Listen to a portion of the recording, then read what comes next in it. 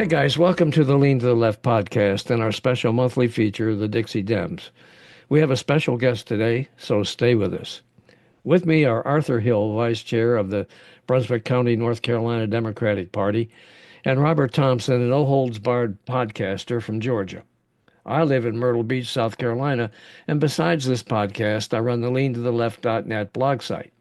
I've also published an updated version of Hijack Nation, Donald Trump's Attack on America's Greatness, now available at Amazon and Barnes & Noble. Last month, our guest was John Vincent, who's challenging MAGA Representative Russell Fry in South Carolina. Today, we're heading to Missouri for our guest, Dan Schaefer. He ran for the State House of Representatives last year and got beat by a MAGA Republican there. But Dan's a committed progressive and has no intention of giving up because of the state of our nation. So he's planning on making another run either for the State House or the Senate in 2026. So Dan, hey man, welcome to the Dixie Dems on Lean to the Left. Thanks for having me here, Bob, and nice to meet you, Arthur and Robert. Appreciate you having me on the show. Absolutely. Hey, can you give us some background about yourself and why you ran for the State House in Missouri? Sure. Yeah, I don't want to bore everybody. We don't want to start off by boring everybody, so I'll cut right to the chase. The Okay. main reason why I ran for the State House last time was because nobody else was doing it. Yeah. And I was running a podcast myself. It was called Democracy on the Move. And I had done like about 100 episodes of that. And before that, I did another 100 episodes for another third party called the Alliance Party. And so I talked to a lot of people out there, and I started realizing that one of the main problems around here is that we don't have anybody competing with the Republicans. And Missouri is classically red. It wasn't always that way, but it's been red for the last 20, 25 years. And so I started calling the Democratic Party saying, how come you guys don't have anybody out there running against the Republican? And they said, how would you like to run? And I went, oh, just like Homer Simpson, oh, you got me. Good job. So I decided to run. And yeah, I really wasn't a member of the Democratic Party up until that point. So I joined the Democratic Party, jumped into the pool, as they say, and kind of learned as I went along and got some help from the Democratic Party along the way. It was exciting, got to meet a lot of great people, and I'm excited to do it again. I'll be doing it again in 2026. As you mentioned, running for the Missouri House of Representatives is my primary goal, but we do not have anybody running yet for the state Senate, which would be District 22. And the incumbent there decided to pull out and not run anymore. The incumbent for my House district decided to run for the state Senate. So that kind of leaves that position open for the Democrats. And so I told the Democratic chair of the county here that I really would like to run for the House, but if they want me to run for the Senate, if they have no one else to cover that, I'll run for the Senate. Okay. So So what's happening there in Missouri that prompts you to do all of this? And actually, Bob, I was going to ask, and a question before actually Dan gets for or Bob gets to it. Raffensperger here in Georgia. He grew up a lot like us. I think he went to Georgia Tech. He's an engineer at trade here, and I yeah. really like the way you methodically went through a lot of stuff there versus some of the candidates that we see sometimes is, oh, wait, there's a race over there. I'm going to go run Right. for it. And then it's Right. shooting first and aiming later. So I really appreciate your due diligence there. Oh, thank you. Thank you. Yeah, back to my question. What's happening there that prompts you to run? It's not just a matter of Republicans not running. The thing is, Missouri, and this is a weird theory that I have, and I think it's catching on because the evidence bears it out. Missouri actually, when given an opportunity to vote on issues, they will always come down on the progressive side. They voted to increase minimum wage and tack minimum wage to the inflation. They voted for, along with that same bill, they also voted for earned sick leave. So you get sick leave like 1 hour for every 30 hours you work. They voted for women's bodily autonomy. Missouri, if you recall, was the first state right after Roe v. Wade was overthrown, the first state, because of a trigger law, they made abortion illegal within hours. And that, but so Missouri always votes for, I can come up with more examples. They always vote for progressive issues. The problem is they don't vote for progressive candidates. And so what happens is when you get these, particularly these MAGA people that you talk about, when you get those guys in power, they will reverse everything that we've done. They've already reversed the minimum wage and earned sick leave. They're going to put another bill on the ballot in November of 26 to make abortion illegal again. So we've seen before where they've tried to push right to work in Missouri, and Missouri citizens always come together through a coalition, through initiative petition, and they always reverse it. We made marijuana legal that way as well. That being the case, Missourians really are progressive, and they have a progressive history. Prior to the year 2000, they have a progressive history. They voted for Obama twice, actually, if I'm not mistaken. So here we are. We're stuck in this situation where we want progressive policies, and we're getting this really regressive sort of government. Well, I would actually argue, though, that Musk is out. I like to tune to Fox News to see what our friends on the other side of the aisle are doing. They've kicked Musk out of the White House. It's Yeah. also very interesting that a friend of mine that got laid off from the CDC, he's getting called back to work. It ain't a working, as we say in Georgia. Yeah. And it's very clear what's going on right now. That, yeah. But those kind of situations are going to occur. And I think you can pin your hopes on seeing things like that. But the big picture is that Project 2025 is still in play at this point. It's still going forward. And I don't think people like Musk were necessarily written into Project 2025. I see him as a sideshow, going in there with real idealistic, wide-eyed wonder as to, why does the government spend so much money, and then bragging about how much he's going to cut. And the reality is he's cutting very little. And to your point, Robert, what he has been able to cut looks like it's going to get reversed because they're going to have to hire all these people back again. In Missouri here, we got slammed by tornadoes. One came pretty close to us to the south, the other one to our north, and it was a close call. The Weather Service is cutting back now as well. And so we've got to wonder, where are we at in terms of government services? And people, until they don't get that tornado warning or they don't get the FEMA money afterwards when the disaster occurs, then people begin to wonder what's going on with our government. Why isn't the government working? I think it's tipping. The next question that's coming up, what's happening today and Trump tearing apart, yeah, I think it's tipping. You've got some very interesting things. You had them telling the Republicans don't do town halls because they're too embarrassing, Yeah. because they had to just completely rewrite their script. I think it not only was the constituents that were giving them hell, but you also had their donors that came back and Yeah. said, "What in the world are you guys doing?" Yeah. And I think they're honestly turning on Trump. That this is not going to work. If you're going to stay in office, you're going to have to retune a lot. Hmm. I think it's a glass half full analogy. I'm an optimistic guy, and I think that in the long run, what's going to happen here is, Dan, you talked about National Weather Service cutbacks and CDC cutbacks. And I think what's happening is people are beginning to realize that it's the guys who work on these programs are more than pointy-headed bureaucrats, that they're experts, that they're knowledgeable, that they're dedicated, and that they're not corrupt, and they actually do perform a valuable public service. And I think people aren't used to not be aware of that, and I think more and more they're becoming aware of it. And I think in the long run, it'll do a lot of good in terms of restoring faith in the federal government or in government at any level, for that matter. I would put an asterisk next to that, though. It really depends upon how the Democrats play their cards, Yeah. because it's no question about it. The Republicans have mastered the art of communication, and they're going to spin it one way or another. I tell you what's going to happen in Missouri here. One of my fantasies is that the Republicans are moved out of the supermajority position and the Democrats start moving in. We've got some time bombs in the Missouri budget at this point. They're just going to explode.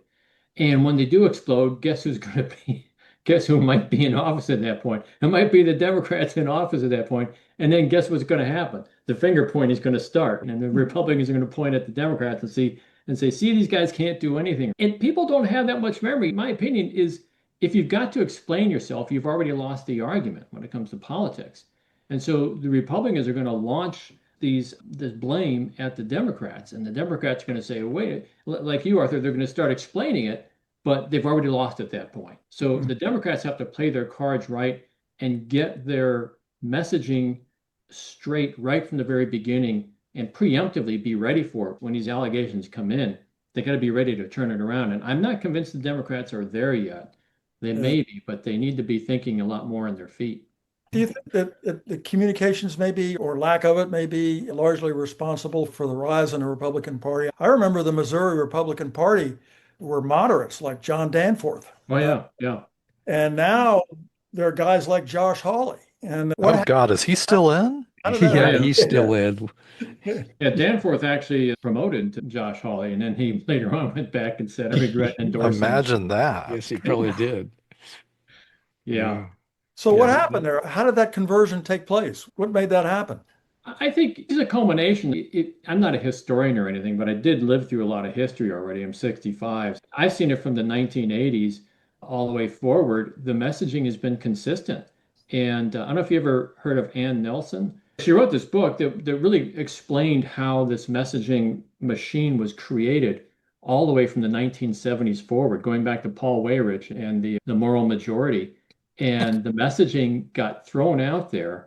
Now, if you take your radio and you tune in any station in rural America, especially right here in Missouri, 90% of the stations out there are just echo chambers. They just keep repeating the Republican talking points. And we can thank Newt Gingrich for a lot of that stuff because he was a master at it. It's hard to beat the Republicans at their own game. They've done a masterful job. And according to Ann Nelson in her book, she said they not only infiltrated the radio waves and the TV waves, but they also got into the churches. And so now you have And the these schools. and religious schools and so on. And it's indoctrination. Now, the Republicans talk a lot about indoctrination. Oh, the Democrats are trying to indoctrinate our kids by telling them the truth. But the reality is that they've been at this for decades right now. And you're seeing the culmination of that right here in Missouri. Yeah, there's going to be some pushback, of course, but I wouldn't sell them short in terms of their messaging machine. They're really good at it. And one example is it used to be called global warming. Now they call it climate change. And that was a messaging. Again, as soon as you flip the on air button, my brain goes blank. I forgot the guy that was behind all that. But they start changing this messaging. I'm trying to do it myself. Every time someone says Fox News, I say Fox Entertainment because that's the messaging I want to put out because that's closer to reality. Or fake news. Yeah, for Fox fake news. Yeah. So yeah, I do have hope that I really hope that y'all are right about things turning around. But unless people out in especially in the rural areas here, unless they get knocked flat on their butts, they are not going to change their mind, and they'll stick with it till the end. Medicare is probably going to get cut pretty soon. And that's going to affect, there's 16 rural hospitals in Missouri right now that are on the verge of closing their doors. That's going to start, it's been happening for a while. Do you mean Medicaid or do you mean Medicaid? Yeah, I always get those two words confused. I know the difference between Medicare and Medicaid, but yeah, you're right, Medicaid. You're right. When they start cutting Medicaid, you're going to start seeing some of those things happen in the rural areas. And still, I think you're going to talk to a lot of people out there and say, oh, darn Democrats, they did it again. And no, man, it's not the Democrats. I think I've told this story before that my Southern racist grandfather, I'm Robert the Fourth, he was Robert the Second. And he said that he was a World War II greatest generation Army veteran. He says, I'm never voting for a damn Republican. They're going to take away from my Social Security and Medicare. Yeah. And he went to his grave that way. Yeah. Yeah. It's really weird when you think about the Republican Party, how they've switched. Just before your grandfather's time, the Republican Party was the Progressive Party. They were the party of Abraham Lincoln. And if you look forward in history, you'll see all the way up through like the Gilded Age and then right after that, the Progressive Era. That was led by Republicans. You know, the women's suffrage, that was led by Republicans. The rise of the unions, that was all supported by Republicans until FDR hits the scene. And then things started to turn around. And I was on a podcast the other day. It was a conservative podcast, and the guy was just going on and on about FDR and how bad it was for the country. I'm like, dude, man, he pulled us out of a real jam that was started partially by greed, by Wall Street greed and other over speculation taking place in the economy. But I couldn't convince him. I just couldn't convince him. Most people are stuck in the mud in their brains. Yeah. It won't change. They won't. I'm online with a whole bunch of people like that all the time, and it doesn't matter. I have family members like that. My brother won't talk to me because he's a Trumper, and he knows what I do with my podcast and my other stuff, and he hates it. Yeah. And that just happens, and it's incredible. So assuming that communications is one leg of a stool to providing a platform that Democrats can come back on, one of the things that we're emphasizing in our county in North Carolina, which is a growing county, it's the fastest growing county in the state and one of the fastest in the country.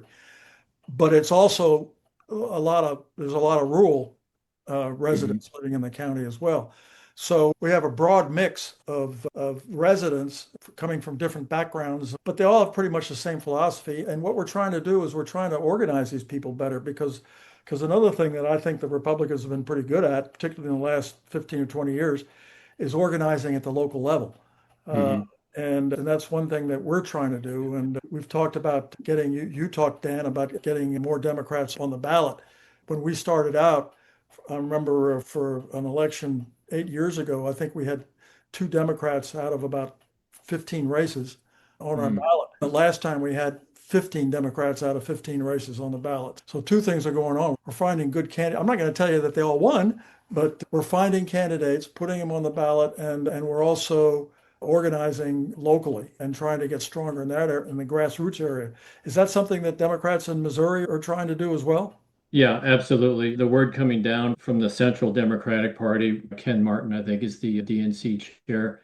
He has personally, I have other opinions about him which aren't so good, but one of the things that I think is pretty good is he is personally seeing to it that the state parties, that the state and county level get a lot more support, financial and otherwise. You're familiar with the VAN system, the database. That costs quite a bit of money, but I haven't even officially declared running for 2026 yet, but they've already put me into the VAN system so I can access it and start making phone calls. So they're doing things like that they're really helpful. They're coming up with more training for us. We get the warm fuzzies right now, and I think they've learned a lesson there that they can't just turn their backs on the states. I think after 20 or 30 years, they finally figured out that the real power comes from the state. And if you don't get the states in line, it cascades all the way up to the federal level. Yeah, we're seeing that support here too. Yeah, and I guess they're going to give us some money too. Yeah, they've allocated money, and there's a formula that they use. It depends on how red your state is, and if the more red you are, actually the more money they're giving you, which is really just the opposite of the approach that they took last time around, from what I understand. I haven't been around that long, but at least not in the Democratic Party, but I understand that's the opposite. So that's a good development. That's something that Democratic Party is finally beginning to read the writing on the wall. Now, if I were to complain about the Democratic Party, this may go on a different tangent right now, but they need to get rid of the old guard. I swear they need to get rid of these. And I'm not talking about old people, because guys like Bernie Sanders are probably older than all of us put together. But they, I don't know about that. yeah, Yeah, well, that's true. you look young, put it that way. You look young. Thank you, Dan. All right. I appreciate it. I'll step aside if I have to. Listen, I'm older than all of you, so Bernie's got you all beat. But no, it isn't the old people so much. It's just the old guard. It's Nancy Pelosi's and Chuck Schumer's and so on. They've done in the Democratic Party in the past. Oh, I'm for convinced of sure. that. Debbie Wasserman Schultz down in Florida, she was instrumental in making sure that Hillary Clinton won the 2016 primary. And I don't have all the receipts on me, so I'm just parroting what I've heard. But if that's the case, that is devastating to the Democratic Party. Recently, AOC was passed over for promotion to, was at the chair of one of the committees. She was passed over by Jerry Connolly. And I look at AOC and I think, okay, maybe she's not perfect, but she's the future of the party. Not just her. There's others like her as well. I think Bernie Sanders is the future of the party. Who's that down in Texas, the firebrand, the young lady? Miss Jasmine Crockett. Jasmine Crockett, yeah. Yeah, for sure. These guys have guts. And to show you, I know I'm stealing the conversation here, but No, you're I'm not. so frustrated with the Democratic Party, because when Trump was giving his quasi State of the Union address a couple months ago, what did the Democrats do? They held up little paddles and said, "Ooh." And one Democrat had enough nerve to stand up and call Trump what he is, and he was escorted off the floor. And I keep asking myself, why didn't every single Democrat join him and leave at that point? Yeah. That shows gut. There is no decorum. And I've tried to Yeah. have these Yeah. arguments and conversations with people that are running or the older, okay, us liberal elites. They always like to label us as these liberal elites. Yeah. And I'm like, fine. If you want to sit around and gripe and haul and everything, you're just going to continue losing elections. Yeah. Yeah. Exactly. Yeah, we get people like that. They harp on us and they yell at us and they say, "Why aren't you doing more? And when are the Democrats going to get organized?" And our response is usually, "Here's what we're doing. And oh, by the way, how about getting the hell off the sidelines and coming in and helping us Yeah. out?" Yeah. Yeah, that's the thing. Down here in South Carolina, that is the problem with the Democrats. There are Democrats here, but they stay home. They don't do anything, and they have the attitude, "Oh, there's no use." Again, the liberal elites, they expect everything to be handed to them on a silver platter. Perfect. And then Well, they'll go and yeah. And it just like the guy we had on last month, John Vincent. He actually, a couple of weeks ago, put out a statement after he had spent a lot of time and a lot of money early trying to run for Congress. He put out a statement saying that he was reconsidering his campaign. I don't know if he used that word reconsidering, but it sounded like he was pulling out. Mm. Bunch of people got a hold of him and said, "Hey, please don't do that." I talked to him the other day, and he said that he was just retooling his campaign, Mm. that he fully intended to continue. He's a good man, and he's discouraged because he found so much apathy among the Democrats. yeah, Yeah. in my response to him, you hit on this a little bit earlier, Dan, and he mentioned it in his podcast that we did as well. When this stuff comes at you, is have a quick response, and really you're going to vote for that guy? Next question, please. This hemming and hawing, this Yeah. it accomplishes nothing. Yeah. And like I Again, say, are you going to not vote? Are you going to vote for the other guy? yeah, there's a couple touch points there that one thing I would say is that, as I said earlier, if you have to explain yourself, you've already lost the argument. If Yeah, you that notice, is a really Republicans good point. they don't explain themselves. They lob the accusations and then they make the Democrats dig deep into their pockets to find the receipts. And you've lost at that point. And untruth travels at the speed of light and truth travels at the speed of sound. So that's just the reality of it. So I'm not saying the Democrats have to play the same game, but another point I want to touch with you, Robert, what you just said there is rhetorical tricks that the Republicans use. They'll put together straw man arguments. They'll put together red herrings. They'll completely distract from the real question and the real Look over issue. there, or look. I mean, Yeah, it exactly. Look at the squirrel over there. has Yeah. nothing to do with anything, just to Right. simply And, distract. and the reporters rarely call these people out for it. They don't. I'm sitting there yelling at the TV. I got tired of it. I turned off the TV. I just turned it off because I get tired of yelling at these reporters out there that just let this stuff go by them. Did you guys not get any journalism training, or are you just an actor or an actress up there? And that's I've had journalists, and I think you guys know the answer, that I was trying to work with them and go, Robert, that's not news. And I'm like, okay, I created my own news. It was like yeah, that. This is literally, you're letting so many different things just pass you by. And is it your editor that is saying you got to focus on this? right. It's, yeah, I think that's why there's so many podcasts today because people yeah. are Yeah, on independent media, and that's why they're so popular. Or yeah, like I've been doing is calling up these representatives and pressing record. And I yeah. had I do the that. the Buddy Carter here in Georgia. He wants to be senator, and I nailed him to the wall. There's a guy in D.C. He's like, "Where's your district in Georgia?" I said, "Why does that matter?" He wants to run for Senate. Answer the question. Yeah, Oh, and by the way, you're being recorded, yeah, and it's on podcast, social media, everywhere. Just blast them. yeah, These people want to be elected officials so bad. Give them hell. yeah. Oh, yeah. Absolutely. They're going to get hell when they get there. That's hopefully they will. I don't know if they will or not. The guy who's really good at casting attention on areas that don't hurt him is our dear leader, who as recently as yesterday is blaming the Federalist Society for giving him bad nominations for federal judges during his first term that are now biting him in the butt, Nothing is his Exactly. fault. which is really stupid, but I can understand why people out there might believe that. I heard Yeah, he doesn't yeah. like tacos, you know that? Yeah, he really does. Yeah. So how can you say that a judge of any value is not going to pay any attention to the law when they make a decision? It doesn't have anything to do. Same with the chairman of the Fed.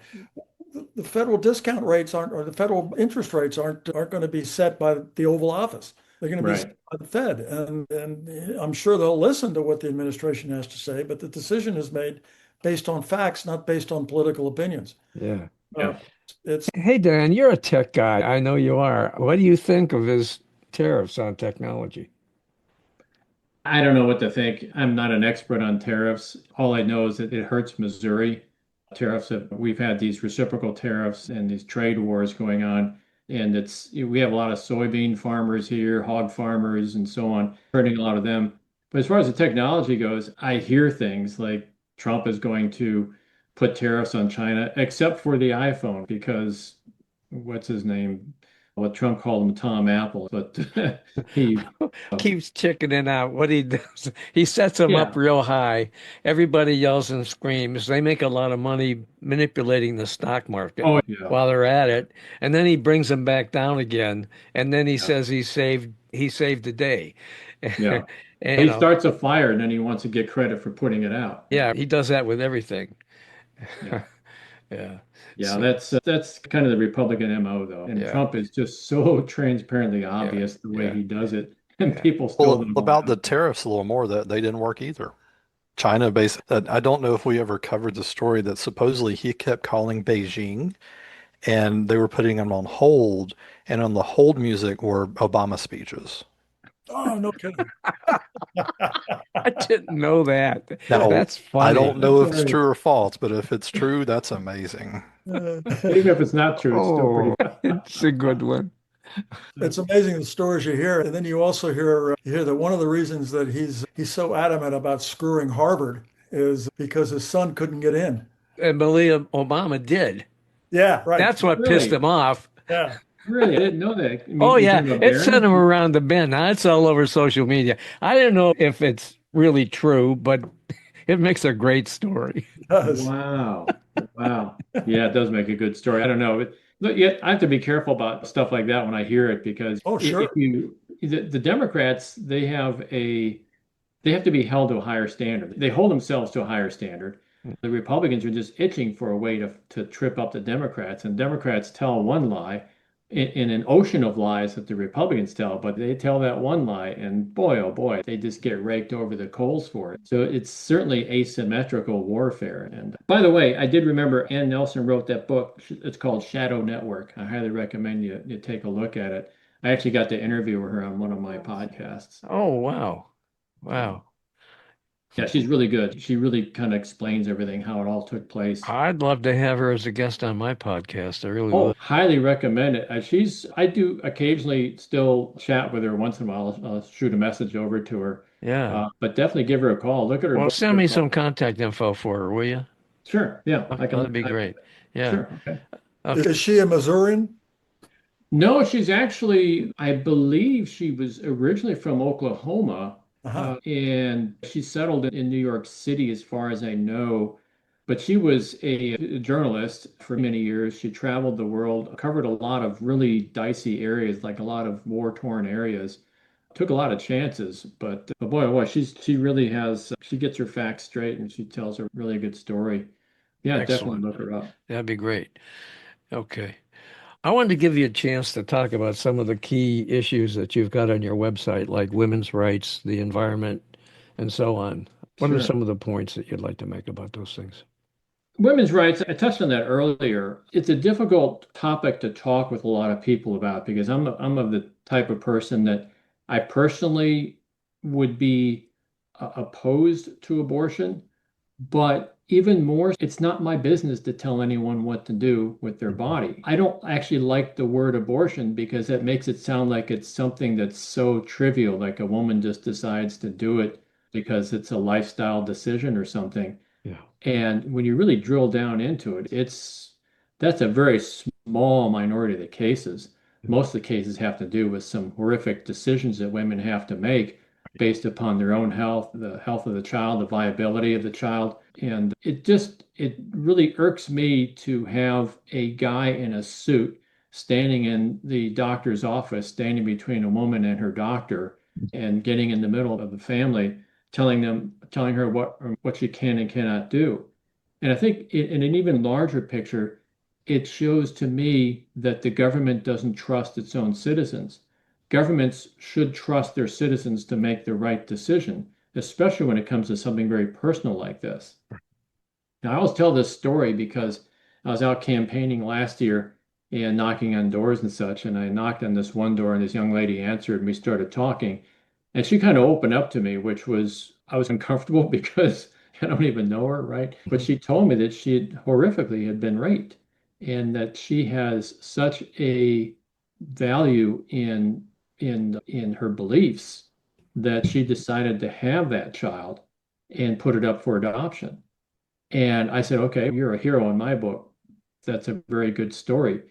But again, who am I to make that decision for her? She made it on her own. And if we were to trust women to make their own decision, I'd say she's pretty trustworthy. And I would say virtually all the women out there know what they're doing and know and have autonomy over their body, just like men do. Get the government out of that business and leave it to the women. So when I talk about women's rights, it really is their right to be seen by the government as a human being and respected as such. And that's where I get to. So I don't really dive into abortion so much Right. because that's the ugly side of it, but it's women's rights. That's where I stand on that. I don't know if that makes sense or It not. makes all kind of Because, sense, and absolutely it does. you know, For sure. That's a very responsible and reasonable position, I think. Yeah, I do too. yeah, Yeah. it's hard to explain that to people. And like I say, if you have to explain it, you've already lost. So the short answer is women's rights. I check that box right there. And then if people want to know more about it, I can explain more. Yeah, that's I what have, pretty much what John Vincent said. He said, short answer, what's next? Yeah, thanks for answer. What's next? Yeah. that's right. That's Yeah, right. yeah. Yeah. But some of the other issues that really concern me are labor Okay. unions. Now, I've never been a member of a union myself. I was an engineer my whole life, so I was pretty much what they call exempt. I worked with unions before. My wife was a member of a union for a while. I benefited from all the hard work that unions have done through the ages. The 5-day work week, the 40-hour work week, OSHA standards and such. These are all things that are hard, that were fought hard for by the unions. Right. And now what we're seeing is a government that has been since 1980, since Reagan fired the air traffic controllers, actually starting before that, we started going down this path of taking labor for granted and pushing back on labor. Now, the stories I hear from the other side are like, oh, labor can be like corrupt as well. I say, yeah, name me one human organization that isn't corrupt. It doesn't have some sort of history of that. And I'm not trying to equivocate or normalize it or anything, but you're just looking at the underbelly of what's really going on. The big picture is that unions need to be protected, and we're not seeing that. The NLRB right now is being dismantled before our eyes. These are the people that help, from a government perspective, help the union to organize and make sure that the labor laws are carried out correctly. I had a conversation back on my flight because I just come back from Spain and the UK, and the flight attendant that I had up front, he had made it all the way to the top of the American Airlines flight attendant union. Mhm. And he's had conversations over the years with the union of people that don't understand what they had negotiated with Social Security. They have their own pension. I mean, that he had been through several mergers and acquisitions. And he and I kept telling him, I was like, tell me to sit down and shut up. He's like, no, you're doing good. I just got to check on something. But he was at the top of his game. And I have another friend of mine out in Dallas that was his equal between Miami and Dallas. And it was every time I talk to those senior labor union folks out there, I have such an appreciation of what they have persevered with over the years. Oh, yeah, yeah. Is Missouri a right to work state or no? It is not a right to work state. The Republicans keep trying to bring it back. It was on the ballot. We had an initiative petition. We voted on it. The last time was the 2018 election in August of that year. There's a political reason why it went down in August. But no, we are not a right to work state. This year, for example, one of the state politicians, Jason Bean, he's one of the politicians from down in the boot heel. I think he's a state senator, tried to bring back to work on a county by county basis. So they keep chipping away at this thing, and labor keeps pushing back. And right now, Missourians overwhelmingly do not want to be a right to work state. Now, one thing, It doesn't make sense. You're going to yeah, give the government the power to make your job less What? Yeah, it doesn't make any sense. Well, it makes sense if you're part of the wealthy elite or if you're a big corporation or something Sure. that spread these Yeah. words that, oh, Well, to that's get more what's money. behind all that is the wealthy Yeah. elite and the corporations. Yeah, absolutely. And speaking of big corporations, this is a fact that came across the other day, which just blew my mind, was that there's a large percentage of people who are working full time or close to full time, I should say, for these big corporations like Walmart and Amazon. Mhm. They are still unable to make ends meet and they still get government assistance. And that should tell you something about where we are in this nation. And Bernie Sanders likes to say 60% of the people out there are living paycheck to paycheck, one medical emergency away from being homeless. He's not wrong. This is where we're at right now. And what blows my mind though is like the Teamsters last time around they endorsed Trump. Trump is sitting there with Musk. I don't know if you guys saw that. I think it was on Bongino or something like that, where they're just making jokes about what they're going to do to unions. And Musk says, yeah, I'm just going to fire anybody that wants to join a union. I'll just fire them. This is their cavalier attitude toward the working people. And the working people are they're the ones that make the machine go around. They're the ones that keep the lights on at night. When you turn on your light in the middle of the night, guess what? Some guy at a power plant is watching over the whole system. Not some guy, there's a whole team of people out there Yep. watching over this whole thing and making sure it works. Well, these guys are all union. It just blows my mind. And when the Teamsters decided to endorse Trump last time around, I just buried my head in my hands. And said, what are you guys thinking? What are you thinking? Are you going to be like former President Biden? Would you walk a picket line as a candidate? Yeah, I would. I have not done that yet. I do every month go to the labor club meeting here in Jefferson County. The labor unions, or yeah, a consortium of the unions get together. And I think their main purpose is just to drink beer and talk to politicians, which is fine with me. So I'll go down there and talk to the guys. Is it And cheap beer? what's that? Is it cheap beer? Oh, I don't know. It's at the VFW post. So they go Oh through yeah. this secret If it's door to there, the it's other cheap beer. side and they grab it from the bar over there and they bring it over. But yeah, it's a really cool place to go because I really enjoy those meetings. The first time I went there was about a year and a half ago, and I was just scared. Oh, who are these guys? And after a while, they have me get up almost every meeting and do a little speech for them. And I talk a lot about the same issues we're talking about right now without rambling, and which I do tend to ramble, by the way. But you probably noticed that already. But It's okay. We're listening. That's all long right. as, We long as we you're not falling ramble too. asleep. We ramble too. It's no That's that kidding. My song, wife Ramblin' Rose. That's us. one night my wife couldn't sleep. She says, Dan, tell me what you do at work. I'm not kidding. She was asleep in like 2 minutes. She was gone. That's funny.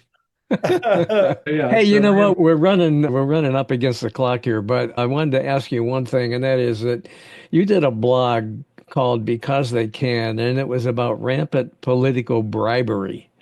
Tell me yeah. about that. What is that I, about? I got to look at that one right now because it's actually, yeah, it's a blog article and I have this thing called Frontline Progressive and I do I've challenged myself to write an article every day. Yeah. And that's been a real challenge for me. Sometimes I squeeze out something I'm not too proud of, but still works for me. But because they can, yeah, I think what I was talking about there was that bribery is just out in the open. And you got this crypto dinner that they had the other night with Donald Trump gathering together with everybody basically chipping in all kinds of money to basically gain his attention. And when you call attention to it, there's this one place I found in Wisconsin that a politician up there was threatening to imprison the critics of this. And they're getting away with it because they can. And I'm not going to sit here and harp on Trump so much, although I think that he is the center of this corrupt system we have right now. But I have to call out a lot of other people too. I have to call out the Democrats. I have to call out the press, and I have to call out everyday people out there. How far does it have to go? Are we going to see another Kent State University thing where people are shot for out there for protesting out there? We have a politician in Missouri here named Rick Bratton. I don't mind calling him out. When he proposed a bill. Of course, it didn't go anywhere, but he proposed a bill that would allow people driving cars to physically run over protesters if they were to step in the street or obstruct traffic in any way, to run over protesters with impunity and get away with it. I think people just need to wake up to this corruption that's going on. And corruption, you look down in history, every single country that's ever fallen, almost always due to corruption. Yeah. And then even to echo that, I just happened to land on a lecture that Tom Brokaw gave at the LBJ Library back when he had retired from nightly news. And he told me about a story in South Georgia in the area that I grew up in that I never knew. And only because Tom Brokaw was there reporting on it. Yeah. How about weird, like teleporting back and forth between time and history, but it was a very similar, very racial issue. And he looked at the young black woman wearing a white dress and he said, "What are you going to do?" And she goes, "I'm going to march." And he Yeah. said, you could die." And she goes, "I'm well aware of that, but I have to do it." Yeah. Yeah. Okay. Listen, I really do appreciate you being on with us, Dan. It's been great talking to you and wish you the best of luck in what you're doing there. Great. Thanks, Bob. And if anybody wants more information, dan4mo.com is the website. That's a Okay, number. so it's Dan, the number 4mo.com, correct? Correct. Yes. Even if Okay. you put FOR in there, it'll still work. And so thanks very much. Thanks, Bob. And Yeah. it's nice to meet you, Arthur and Robert. Thank you. It's a Okay. pleasure talking to you. Good luck to you. Great. Thank you. Thank you very much. Arthur, Robert, do you have anything you want to say about what's going on in your states? Real quick. The big story up here right now is whether or not Roy Cooper, who used to be the governor, Democratic governor of the state, is going to run against Tom Tillis for the Senate.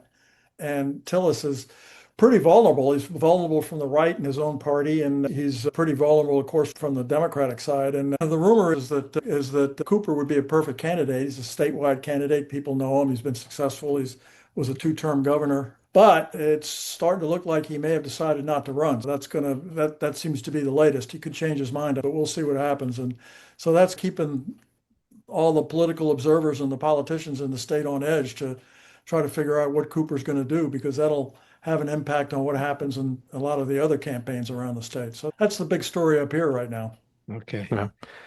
And then I was going to say, guys, literally in Georgia right now, it's probably got not much attention and maybe on purpose, but the Public Service Commission here in Georgia, these are the folks that regulate the Georgia Power, the gas companies, et cetera.